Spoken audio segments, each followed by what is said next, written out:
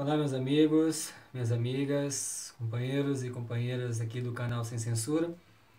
Hoje vamos dar continuidade a uma série de videoaulas falando sobre alguns temas que serão abordados nas avaliações. E nesse momento nós vamos falar de alguns povos da antiguidade, matéria que foi abordada no sexto ano. E primeiramente falar sobre os fenícios. Os fenícios eles se organizavam em cidades-estado. O que eram cidades-estado? Cidades independentes, ou seja, uma cidade não dependia da outra. Poderia criar suas leis, poderia adorar um seu deus, né, segundo a tradição da época. E os fenícios, a gente parar para analisar, qual foi a principal herança que eles nos deixaram? O alfabeto. O alfabeto que foi a mistura do grego, do romano, do etrusco, e essa mistura acabou gerando o alfabeto que nós conhecemos hoje. E quais são as principais cidades-estados fenícias? Nós temos a cidade de Biblos, Sidon, Tiro. São cidades, como eu falei, cidades que não dependiam uma da outra. E essas cidades-estados, elas desenvolveram algumas técnicas muito importantes, e uma delas foi o desenvolvimento do comércio marítimo. Porque os fenícios, ao desenvolverem o comércio marítimo, eles conseguiram, através das embarcações que eles construíram na época, estabelecer contatos com outros povos também. Isso foi importante para promover a integração, ou seja, manter o contato dos fenícios com outros povos. E nós já abordamos aqui, também a agricultura era muito importante, deve-se ressaltar aqui. A partir da agricultura, eles conseguiam desenvolver mecanismos, formas de sobrevivência no local em que eles se encontravam. E também no que se refere à religião, os fenícios, eles desenvolveram o politeísmo, ou seja, a crença em muitos deuses também, que é uma característica presente em diversas outras sociedades que nós já abordamos em sala de aula, como os egípcios, como os mesopotâmicos, né? Outros nós vamos abordar ainda, como os romanos e os gregos, né? São sociedades que adoravam diversos deuses. Outro tema da avaliação dessa semana vai ser sobre também os persas. Os persas, no início da sua constituição histórica, eles inicialmente tinham lá os medos e os persas. Depois, nós tivemos a unificação do Império Persa. E quem liderou essa unificação foi o imperador Ciro. Ele conseguiu travar uma guerra com com os medos, e a partir daí ele conseguiu promover a sua unificação. Formou então um grande império. E o seu sucessor, o Dário, ele organizou uma série de reformas importantes entre os persas, e essas reformas foram fundamentais no sentido de promover uma reestruturação do império, porque o império cresceu muito. Os mapas mostram isso. O Império Persa se tornou um império grandioso, e para administrar esse Império Persa, precisava se elaborar um sistema de administração que desse conta, que conseguisse manter o controle em cada extensão do império. Aí, o que o rei Dário fez? Ele criou o que nós chamamos de satrápias. O que eram as satrápias? Eram regiões administrativas, como se fosse, um exemplo muito importante, como se fossem os estados. E para trabalhar nessas satrápias, ele indicava um sátrapa. E esse sátrapa, ele era olhos e ouvidos do rei. Ele iria administrar aquela região, obedecendo às normas estabelecidas pelo imperador, pelo rei persa. No caso aqui, o Dário. E o Dário, ele tinha uma visão muito interessante, que ele foi o criador de uma moeda, e essa moeda foi unificada no império. Isso facilitou o comércio entre as regiões, entre as satrápias, né? Então o rei Dário ele conseguiu organizar o império ele conseguiu fazer com que todos tivessem a mesma moeda. A moeda se chamava Dárico, em referência, obviamente, a ele, que chamava Dário. E os sátrapas passaram a ter a possibilidade de estabelecer comércio com outros povos. E também ele criou um sistema de correios. E esse sistema de correios foi importante porque a partir desse sistema de correios ele poderia estabelecer relações com todos os governadores da época, que nós chamamos aqui de sátrapas. E esse sistema de correios ligava o império de uma extensão a outra. Isso facilitou muito, porque a partir daí o imperador conseguiria manter o controle mais assíduo entre todos os governadores, entre todos os sátrapas. E para encerrar essa questão do Império Persa, nós tivemos também a questão da religião. A religião persa é o zoroastrismo. Essa religião é marcada pelo dualismo. Segundo Ahura Mazda, eu nunca cobro o nome de vocês, vocês decorem nomes para avaliação, porque essa não é o objetivo das provas de história, mas que você entenda o processo tal como ele aconteceu. Essa religião dizia o seguinte: a existência de dois deuses, o deus da maldade, né, e o deus da bondade, a luz, as trevas, né, e você, o ser humano, tem a possibilidade de escolher qual caminho ele deve seguir. E é o que nós chamamos de dualismo, a principal característica da religião dos persas. E para terminar esses tópicos que serão abordados da prova, nós temos que abordar também sobre a China antiga. Como as outras civilizações que nós já estudamos, por exemplo, a Mesopotâmia, que era banhada pelos rios Tigre e Eufrates, o Egito, banhado pelo rio Nilo, a China antiga ela cresceu, se desenvolveu às margens do Rio Amarelo. E a partir daí cresceu uma grande civilização. E a partir dessa civilização, eu vou reproduzir aqui um vídeo que nós abordamos, nós trabalhamos em sala de aula, as grandes civilizações, onde todos poderão ver, com riqueza de detalhes, como foram as dinastias chinesas, né? E o sistema de dinastias, a família era quem controlava. E os chineses eles conseguiram desenvolver um conhecimento aprimorado da época que nós utilizamos até hoje. A bússola, papel, o astrolábio, conhecimentos que os chineses aprimoraram ao longo da sua história e que hoje nós também utilizamos. As crianças aí adoram soltar pipa, os chineses que inventaram.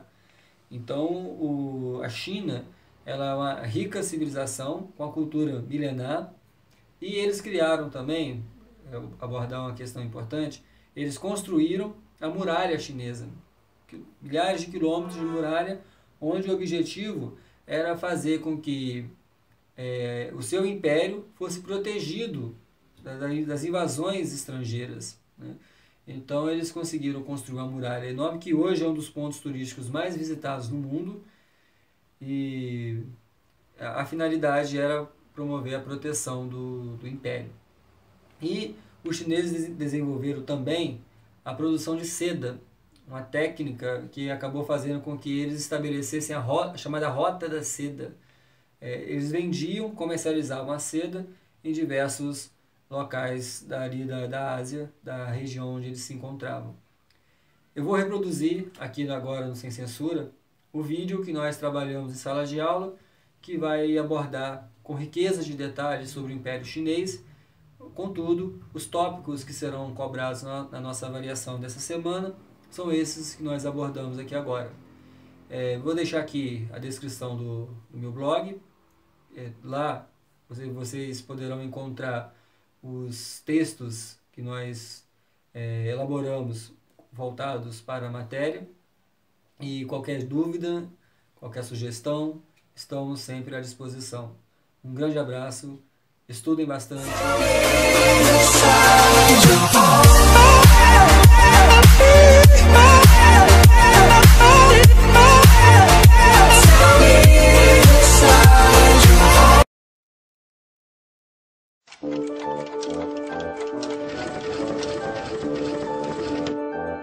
Grandes civilizações.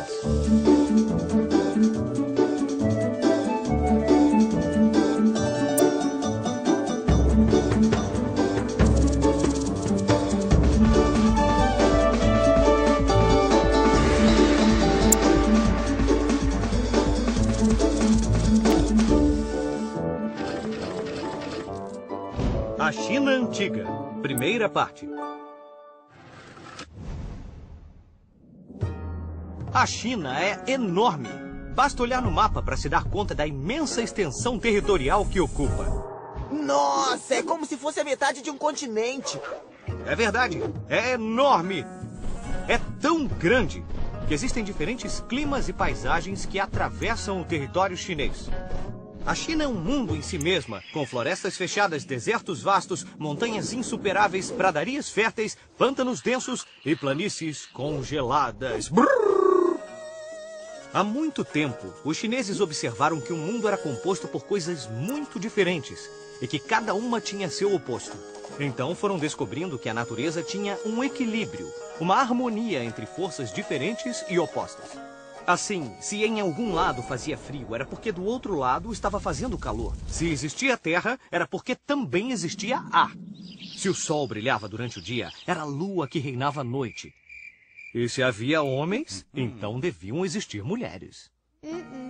Essas observações sobre a natureza que os rodeava serviram a eles como base para elaborar a famosa tradição da sabedoria chinesa, com a qual construíram uma grande civilização que perdurou por milhares de anos. A formação do Império. Traçando uma linha pelo meio da China, vemos o Rio Amarelo.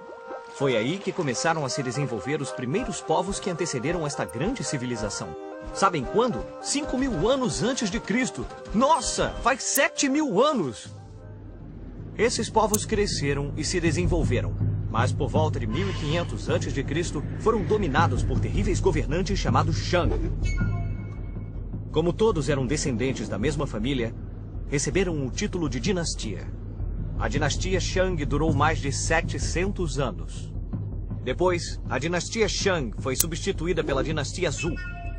Mas em seguida, várias famílias queriam o poder, então virou todos contra todos. Essa fase ficou conhecida como a Era dos Reinos Combatentes.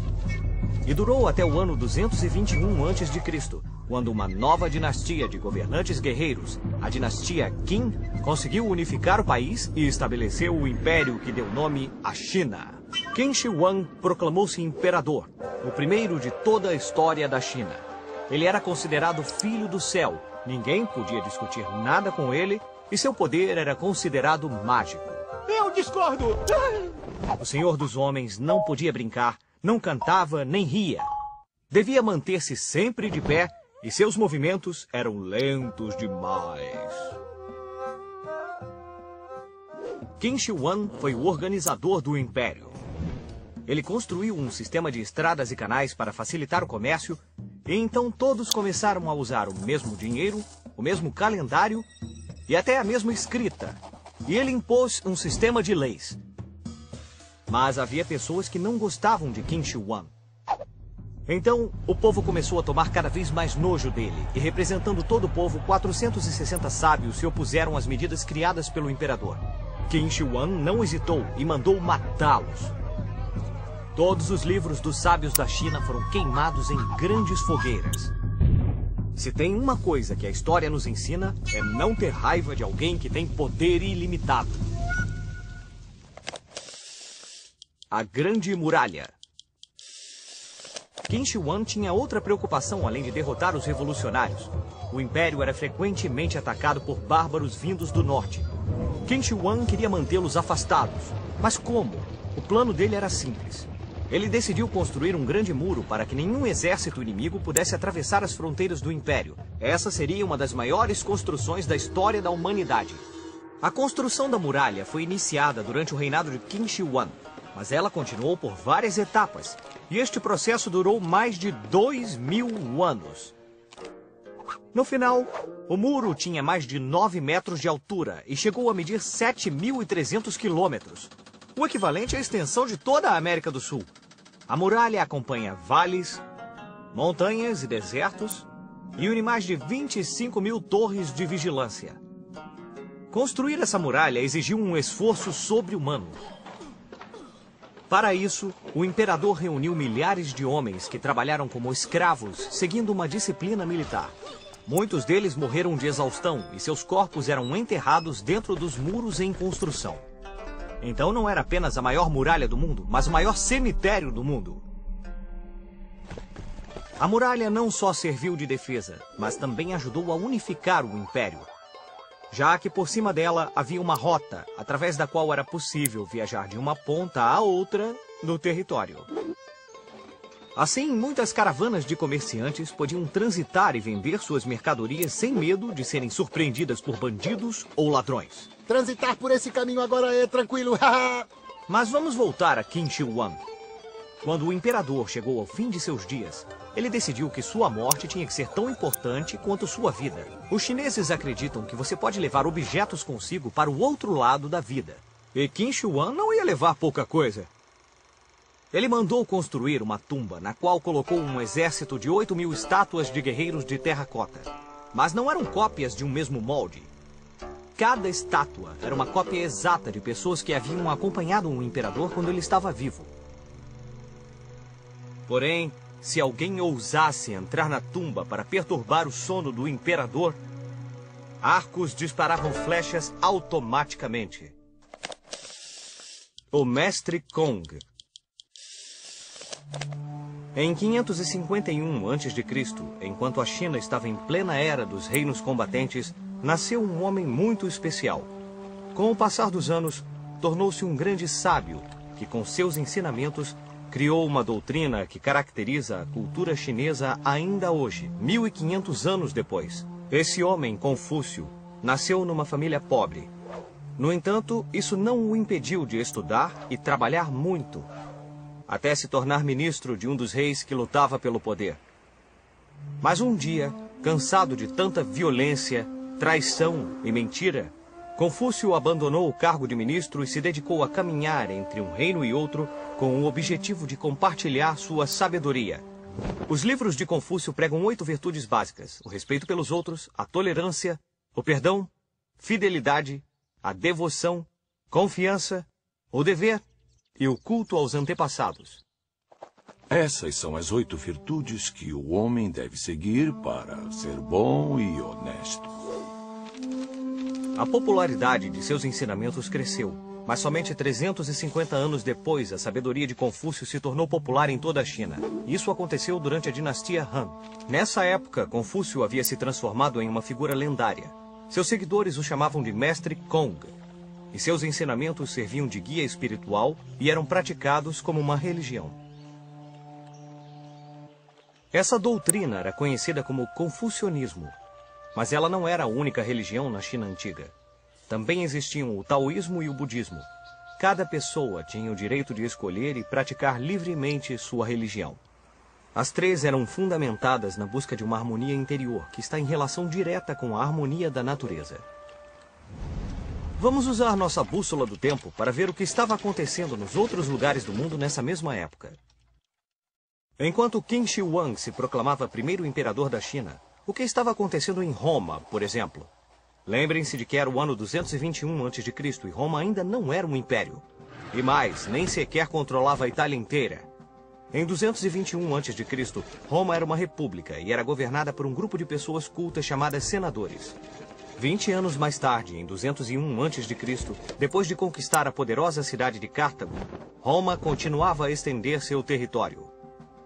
Porém, ainda era uma república sem imperador.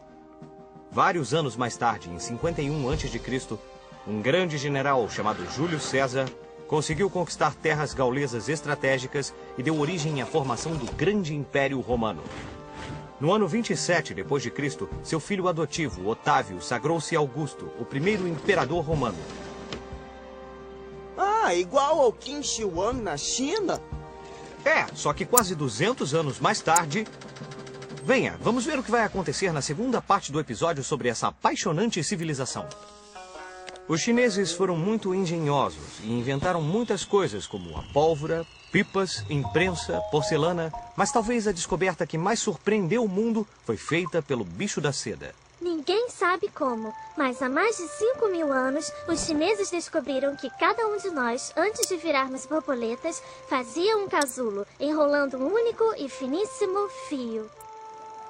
Os chineses transformavam esse fio em seda, um material maravilhoso que era muito valorizado e por isso todos queriam esse tecido. Os chineses e a seda ficaram famosos no mundo inteiro.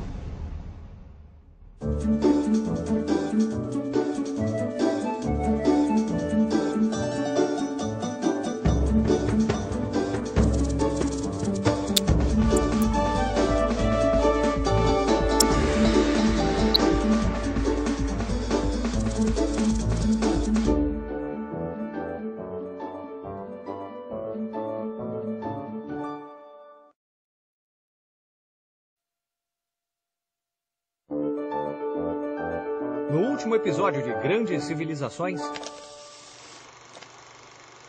Há muito tempo, os chineses observaram que o mundo era composto por coisas muito diferentes e que cada uma tinha seu oposto. Então foram descobrindo que a natureza tinha um equilíbrio, uma harmonia entre forças diferentes e opostas. Assim, se em algum lado fazia frio, era porque do outro lado estava fazendo calor. Se existia terra, era porque também existia ar. Se o sol brilhava durante o dia, era a lua que reinava à noite. E se havia homens, então deviam existir mulheres. Essas observações sobre a natureza que os rodeava serviram a eles como base para elaborar a famosa tradição da sabedoria chinesa, com a qual construíram uma grande civilização que perdurou por milhares de anos.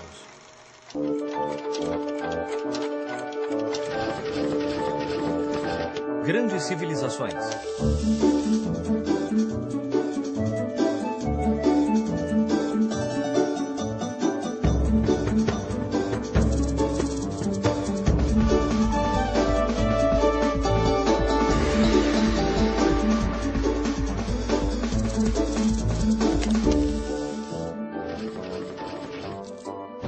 A China Antiga, segunda parte.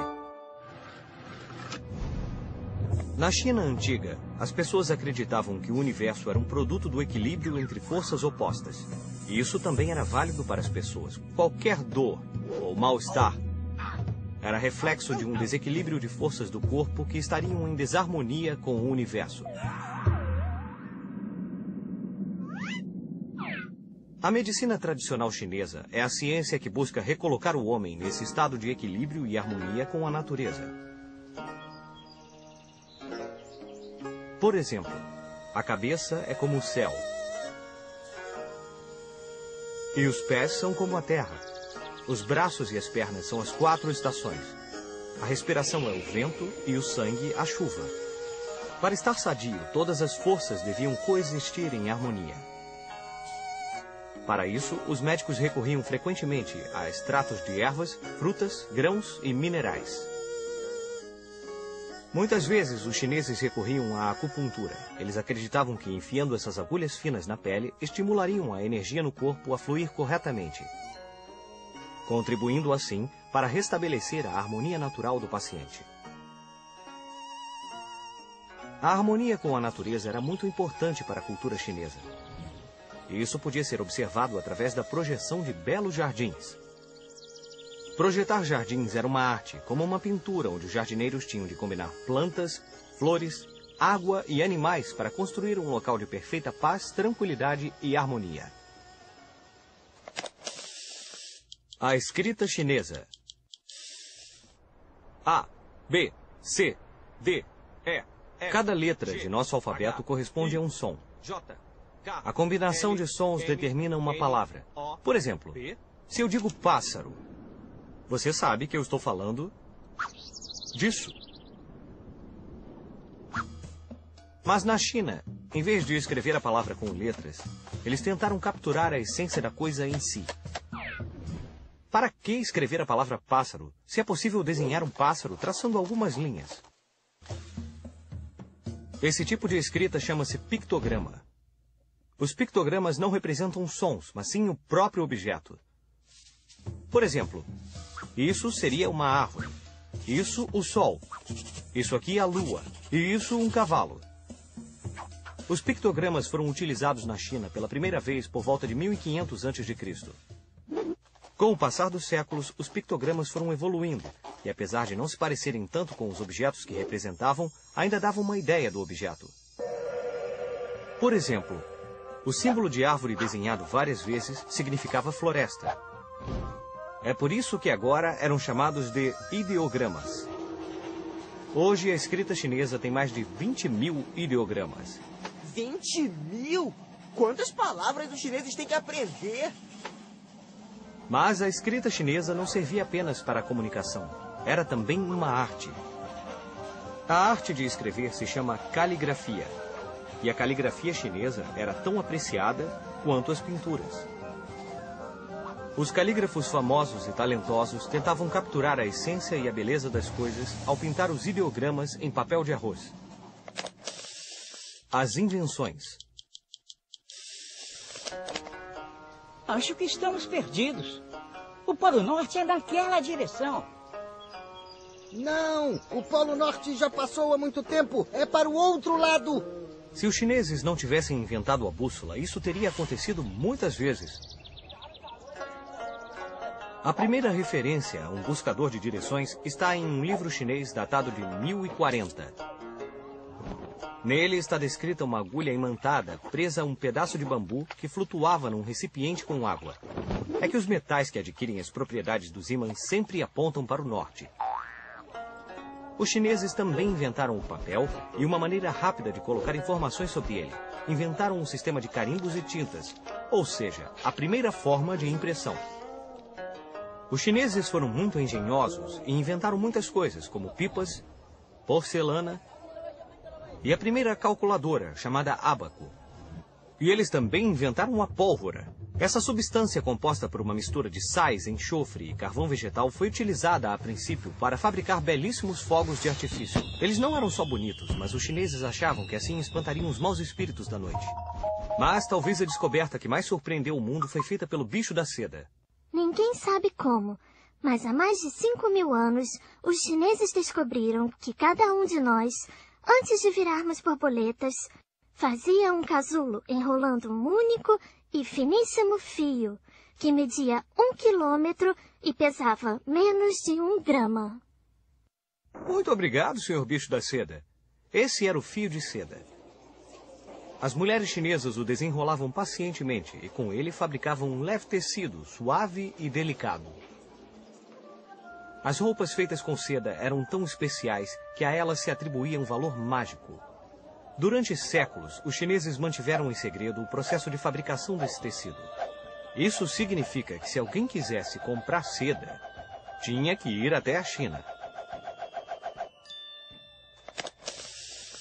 A Rota da Seda.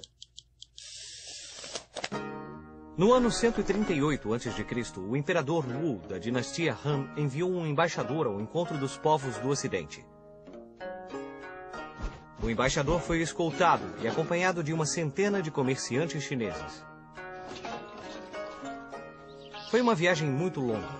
Ao regressar, o embaixador e os comerciantes trouxeram para o imperador artigos valiosíssimos.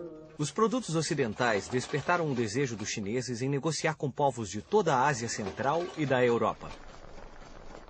Logo, essa rota começou a ser muito popular, e comerciantes de todas as partes do mundo se encontravam no oásis de Kashi.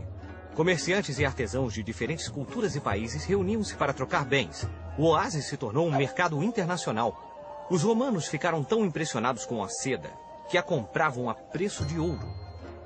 A seda chinesa chegou ao resto do mundo por essa rota, que passou a ser conhecida como a Rota da Seda. Na metade do século XIII, em plena Idade Média, o mundo conhecido pelos europeus não ia muito além do atual Oriente Médio. O Oriente era um lugar assustador, cheio de histórias de monstros e dragões, o que fazia com que poucos europeus se aventurassem para além do deserto da Arábia. Mas então surgiu um viajante aventureiro, um comerciante de Veneza. Seu nome era Marco Polo. ele decidiu empreender a longuíssima viagem de um extremo ao outro da famosa Rota da Seda e depois voltar a Veneza. Marco Polo viveu 20 anos na China e chegou a ter uma relação muito próxima com o próprio imperador. Quando voltou à Europa, escreveu um livro que deixou os europeus apaixonados. Nele, tentou descrever a civilização com a qual conviveu por tanto tempo. As coisas fabulosas no livro pareciam tão inacreditáveis para os europeus que, em seu leito de morte, a família de Marco Polo perguntou se ele dizia a verdade sobre todas as histórias fabulosas. Ele respondeu: a China é tão vasta e maravilhosa que só consegui contar a metade do que realmente vivi lá. O que mais podemos aprender se usarmos nossa bússola do tempo? O que estava acontecendo no resto da Europa enquanto Marco Polo fazia sua maravilhosa viagem pela China? As cruzadas estavam acontecendo, ou seja, potências da Europa e do Oriente Médio lutavam pelo controle das terras próximas a Jerusalém. O Império Romano estava em franco declínio, e Veneza, uma cidade na Itália, tornou-se uma grande potência. A República de Veneza possuía uma frota que dominava desde o Mar Mediterrâneo até o Mar Negro. O comércio era muito importante para os venezianos. Então, Marco Polo viajou para a China para fazer comércio? Sem dúvida! Todos os comerciantes venezianos viram que essas rotas que se estendiam até o Oriente eram uma fonte de produtos incríveis. Foi assim que Marco Polo, seu tio e seu pai aventuraram-se a viajar pela imensa Rota da Seda e viveram diversas aventuras na China.